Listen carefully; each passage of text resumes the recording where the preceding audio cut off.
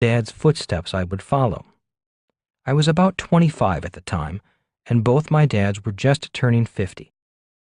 My poor dad had just lost his bid as the Republican candidate for lieutenant governor of the state of Hawaii. Since he ran for office against his boss, the governor, my dad was informed that he would never work in state government again. So he was unemployed and out of work at the age of 50. The problem was, all he knew was the world of education. He entered the academic world at the age of 5 and did not leave that world until the age of 50. Out of work, he had to take early retirement. He took his retirement money, entered the world of business as a reluctant entrepreneur, and purchased a big-name ice cream franchise. He purchased this big-name franchise because he thought it was a cannot-fail business. In less than 2 years, the cannot-fail franchise failed, and my father was once again out of work and now out of money. Blaming instead of learning. My poor dad was angry, depressed, upset, and blaming the franchisor as well as his partners for the failure of the business and the loss of his money. It was during this period that I understood why my rich dad stressed the importance of stopping, thinking, learning, and correcting. It was obvious from my dad's mental and emotional state of mind that he had gone through many stop signs and was blaming instead of learning. He was continuing to think with the mental capacity of an employee, not an entrepreneur. Within just a few months of opening his ice cream business, my dad knew it was in trouble. Once friends stopped coming by to buy a cone, the store was virtually empty. My dad would sit there for hours, all by himself, without customers. Instead of taking a moment to stop, think, and ask for guidance, he fired his employees to reduce costs, worked longer and harder in the business, fought with his partners, and then spent the remainder of his money by hiring an attorney to go after the franchisor. In other words, he used up his money blaming the franchisor for his problems. Out of money, the business finally closed. It was obvious that my real dad had taken bad luck and turned it into more bad luck. Instead of stopping, learning, and correcting, he could not admit that he might be making mistakes. Instead of making things better, he made matters worse. With his political campaign loss and the loss of his first and only business, he remained angry and defeated until he died, nearly 20 years later. That is why this lesson on mistakes, bad luck, and being dumb and dumber yet getting richer and richer is so important to me. Show me a happy loser. I once heard Vince Lombardi, the famous coach of the Green Bay Packers professional football team, say, "Show me a happy loser, and I will show you a loser." Over the years, I have taken the time to look deeper into the multiple meanings of that statement. On the surface, Vince Lombardi's words seemed to mean that people who take losing lightly are losers. I have been that happy loser many times in life, saying such things as, "Oh, it doesn't matter. Winning is not that important to me. It's how I played the game that matters." On the surface, I may have appeared nonchalant or happy about losing, but truthfully, deep down inside, I hated losing. In other words, when I pretended to be okay about losing, I was lying to myself. The more I thought about Lombardi's quotation, the more meanings came to the surface. Some of the other things he might have meant are, nobody likes to lose. Losing is not something we look forward to. Losing should inspire winning. Some people avoid losing at all costs because it is so painful. In my opinion, it is the third meaning that caused my poor dad's business failure. For years, he operated in a world where losing, making mistakes, and failing were to be avoided at all costs. As an employee, he was used to and wanted his steady paychecks and guaranteed benefits. To many workers like my dad, Security is far more important than opportunity. That is why so many employees, as a personal philosophy, will avoid making mistakes at all costs. One of the reasons my dad failed was simply because he had avoided making mistakes for too long.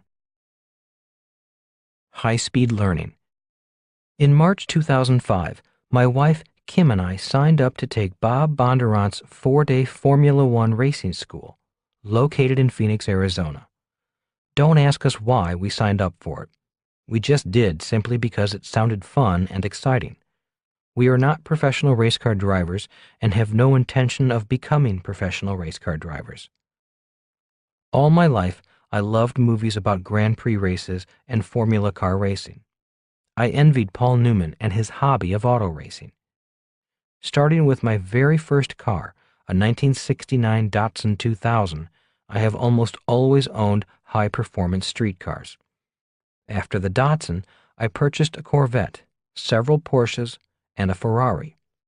My problem has always been that the cars had more power than I had talent.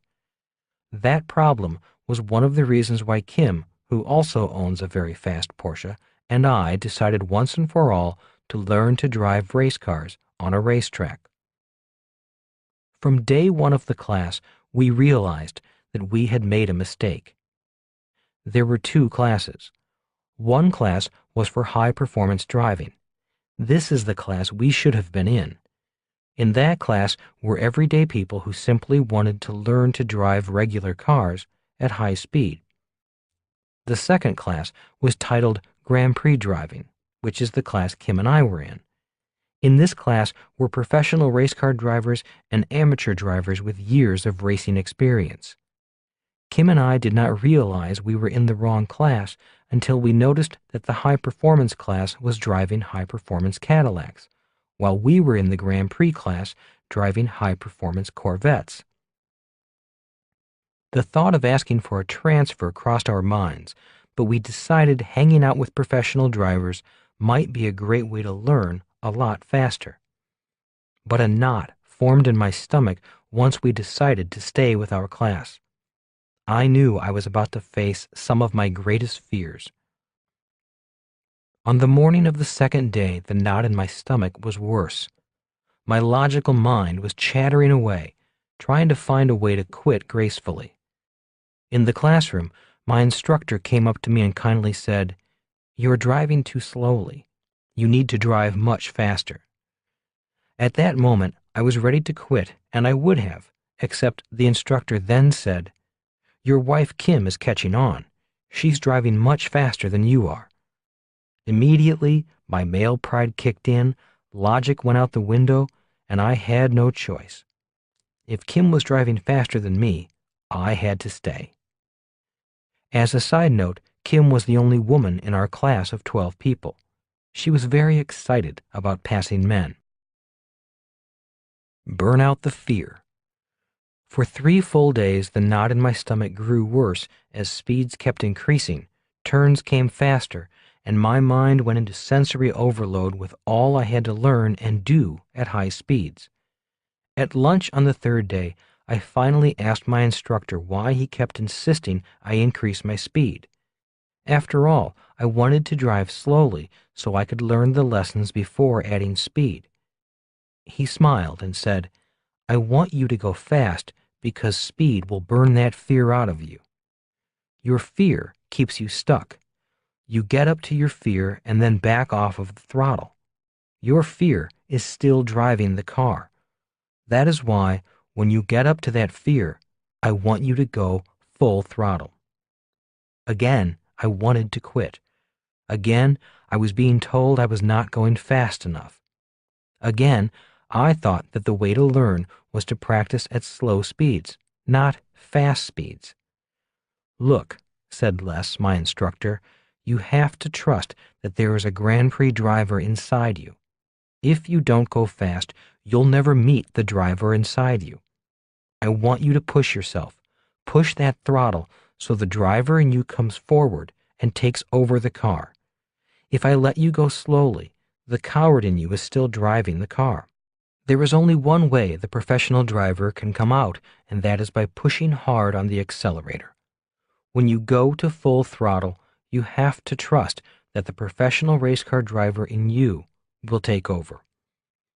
On the fourth day, the knot in my gut was even worse, and my mind was coming up with every reason why I did not have to do this course. The fourth day is when the class stops driving the Corvette and gets into Formula One open-wheeled racers. On this day, we had red jumpsuits and helmets on. Being overweight, I had trouble sliding down into the car. It felt like I was sliding into a coffin. I couldn't move. Again, the coward in me almost took over. I wanted to quit.